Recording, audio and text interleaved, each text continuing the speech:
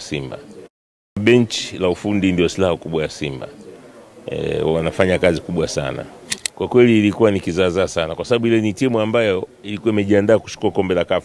Group stage tukawekewa Waarabu wawili. Ushindi wetu wa kikombe ni jinsi gani tutakwenda kumanage game ya Berkane Morocco.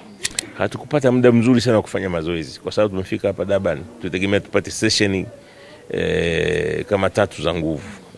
Lakini mvua ikawa viwanja vimekuwa vibovu, vimejaa maji. Hata hii tumeingia tumetoa Zamalek 2003.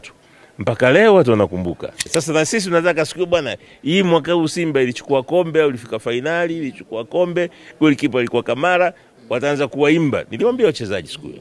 Asubuhi nimeamka mimi nimeingia kwenye maombi, nikaomba sana. Na Mungu ikupendeza na ikawa tukaingia finali. Sijawahi kuona dakika 8 ndefu. Kumbe dakika 8 ni ndefu.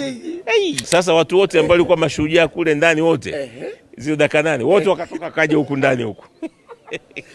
Nani walikuwa wanasoma? Baada ya si Mgoya alikuwa anasema ana wasiwasi, imeshachezwa najua hawa wapi.